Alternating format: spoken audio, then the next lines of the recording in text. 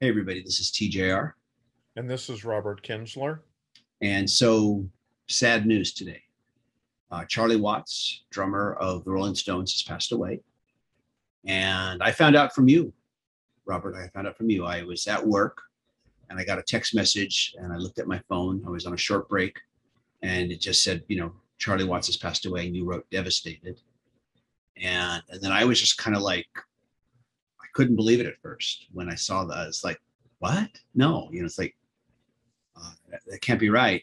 But of course, uh, you are It's wrong, one of of course. it's one of those things you just Yeah. literally and kind of like how I let you know a friend of mine, she's a huge Rolling Stones fan. I heard from her, so I immediately jumped on Twitter, and then you start to see the remembrances and the devastated and shocking Yeah. impressions from people, well-known musicians, as they're just processing this news. And I think it's like how you're trying to process it, and probably everyone out there. If you're a Rolling Stones fan, I mean, this is just, you just can't even process it today. It's so Yeah. devastating. Um, it hit me that this is the first Rolling Stone to pass away since Brian Jones back in '69. Yeah, Yeah. I mean, incredible. it's like, so it is hard to fathom. I mean, we have lost two Beatles, you know, over the last, couple of decades, several of the last, 4 or 5 decades, we've lost two Beatles. Right.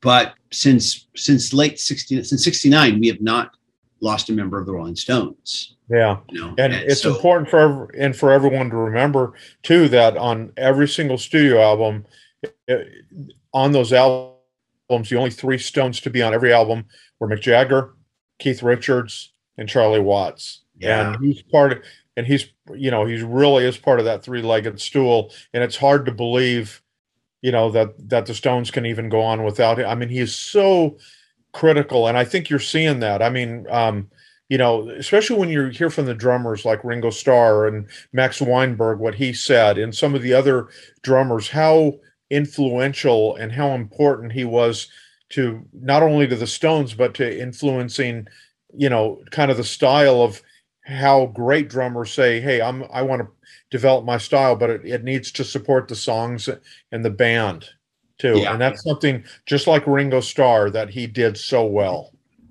yeah. It was more about their performances were more about supporting not just the band but the song.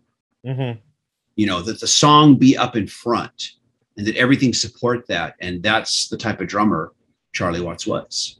Oh And yeah, and uh, and probably like you, TJ. I mean, today, I was out on a drive listening to the local rock station. They were playing nonstop Stones, and they're playing "Gimme Shelter" and "Satisfaction" and "Wild Horses." And I was making sure I was just tuning in on the drums.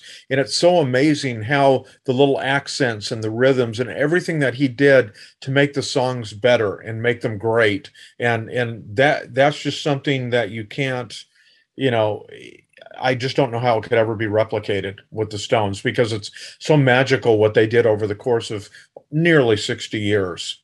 yeah, yeah, him and Ringo both were those types of drummers, and not just drummers paying tribute to him, but other musicians as well. Because you and I are not drummers. We're both guitarists, but we understand that the drummer is the foundation of everything, and like especially in any recording session, if the drums aren't there, the rest of the album is going to fall apart. Oh, yeah. Yeah. I mean, that's, and Keith, and no, sorry, Keith Richards. I'm sorry. Excuse me. I'm just being a little emotional here. I'm probably going to mess things up and get words wrong and names wrong. I do that Yeah. when I feel sad about things, and when I feel No, emotional I about things. totally get it. I Yeah, understand. when Eddie Van Halen passed away, I couldn't name one of the songs right. I kept just Anyways, though, but at any rate, though, Charlie Watts was once described by Paul Stanley of Kiss as the Rock of Gibraltar, is what he called him, the Rock of Gibraltar. And but without the drums, like I said, it has to be solid. It's your foundation on every recording session you do.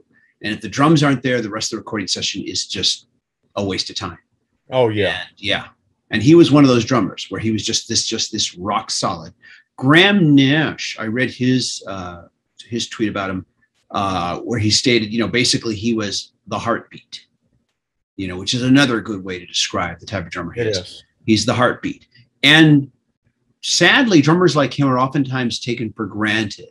They're not noticed when you've got much flashier people up front, and they're not always noticed. And so I hope people will, if they listen, will really kind of focus in on what he does, how he accents, how he complements the song, how he supports it. I hope people will if they listen, just listen closely to that.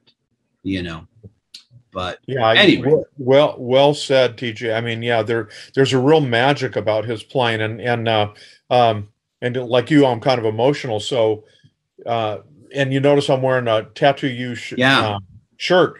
Tattoo You was actually released 40 years ago today, and we're wow. shooting this the day that we lost Charlie. So it's kind of I have to put on that shirt kind of as a tribute to that album, which is being reissued, coming up here as a 40th anniversary set. And the Yeah. other anniversary, sadly, coming in a couple days is the Rolling Stones played their last show with Charlie Watts in, I believe the date was August 30th of 2019. That was in Miami. I saw them earlier that week. They played that Monday. I saw them in Glendale, Arizona. And I'm telling you, this guy was 78 years old at that time, put on an incredible, performance, just drove the band as he always has. They never fall. I mean, everybody was impressed that Mick Jagger was recovering from heart surgery, but Yes. Charlie Watts, who was a cancer survivor at that point, and the drummer's a very physical job. He was just like and when I say a machine, I mean that in all the right ways. He Yeah. was a machine back there behind the kit, cool, collected, with that great rhythmic swing that he had, just pure magic. And yeah, it was an amazing and just an incredible memory for me that I got to go to that show. Oh, And wow. yeah, and just a great artist. Now, I remember we were both kind of wondering what'll happen now to the Rolling Stones. I had read, of course, that this tour that they've got coming up here, that Charlie Watts was not going to be able to join them, at least not at the start, because of a medical condition. The doctor said he needed to rest, but it was expected that he would then rejoin. So at this point, I guess with this tour, of course, obviously we're just going to have a replacement drummer for the whole tour. Right. What I'm really wondering about, though, is the next album, because they were working on an album, and we got an advanced track a while back called Ghost Town.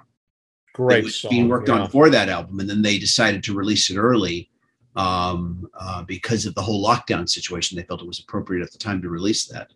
And but there was an album being worked on, and what I have to wonder now is how much of it was done, how much of it is not done, and did they? I would assume that they've already hopefully completed all of Charlie Watts's drums. That's what I'm hopeful. If it was us in a project we had been in, I mean, it was essential to get those drums tracks down there early.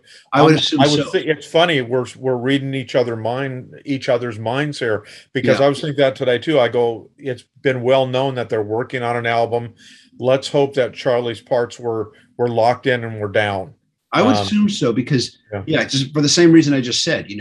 I know that in some of the projects we've been involved in, that's the first thing. You make sure you have that solid drum track. Everything else can be bad, but as long as that drum track is solid, then from there you can dub and build off of it. So I'm Right. hoping that everything was done as far as him, and that they may have to get someone else in if they didn't quite finish, get us another, if they had some songs that weren't started where they hadn't started that part of it yet. But hopefully, we'll see. Yeah. But yeah, that's the one thing I'm wondering about is that album, which I'm guessing is more than likely going to be the last Rolling Stones album, whatever it is. Yeah. And, Unless there's rarities or live out. I'm also yeah, hoping. of course. I'm also Outside. hoping, and we recently did an episode where we talked about the From the Vault series and some of the. I'm sure hoping that maybe they shot, on high definition, one of the earlier No Filter tour dates, maybe like the one that I saw in Arizona, maybe that final night in Miami. Mhm. And I hope one of those comes out as a high definition Blu-ray or something that really honors that final stage so that people can see up Mhm. until the end, he was really firing on all cylinders. And just like with Keith and Ron Wood and stuff, I mean, it's really incredible the band's legacy. I know we've often talked about a band like ZZ Top or U2 that for so many years didn't have any membership changes.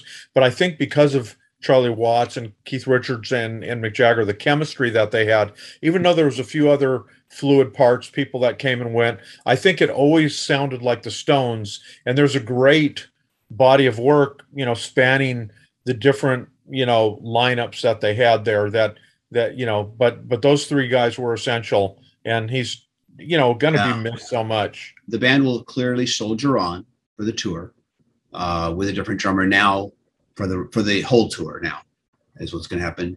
And of course, there's this album, and hopefully we get some news on that soon. But we just see what happens with that. Hopefully they like you said, they lock down all his drums. But aside from that, I mean, I guess, yeah, I don't know how much, I'm sure I have a strong feeling this will be the last Rolling Stones album.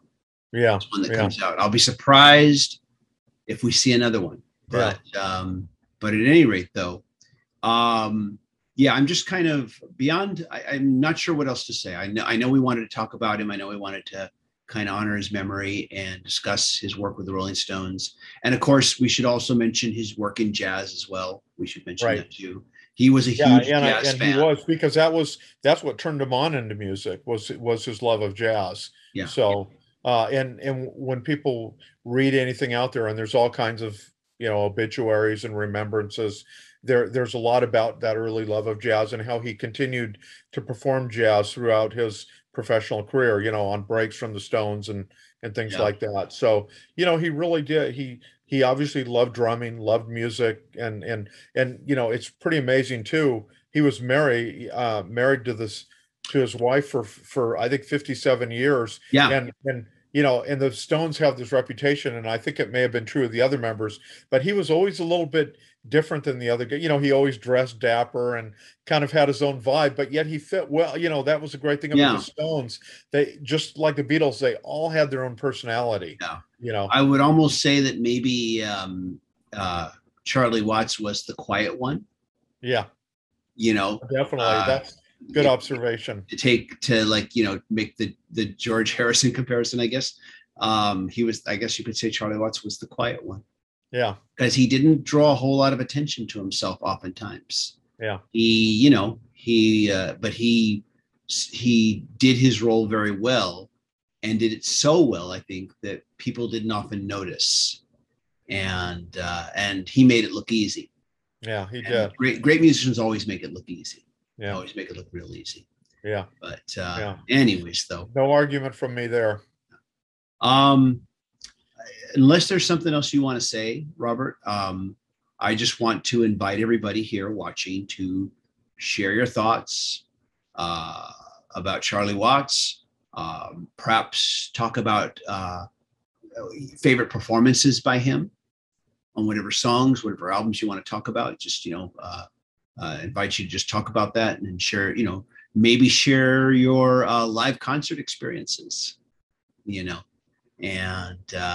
And Robert, thank you for sharing yours. Oh yeah, thanks. It's nice to get together, even though it's on such a sad occasion, for sure. Yeah. But anyways, though, everybody, please just share us your thoughts and remembrances. And I guess I'll be looking forward to the re-release of Tattoo You. I'm sure you will too. Oh, definitely coming October of 2021. Yeah, I'll be looking forward to checking that out. But anyways, though, everybody, just share your thoughts, share your remembrances. Let us know what particular songs or recordings that you think are some of Charlie Watts' best performances. And hopefully I didn't screw up too many names in this video. Hopefully I didn't get too emotional. And just thank you, everybody, for watching. And good seeing you again, Robert, and look forward to talking to you again under happier circumstances. Great. I'll talk to you soon. All right. You take care, man. Everybody take care. Bye-bye.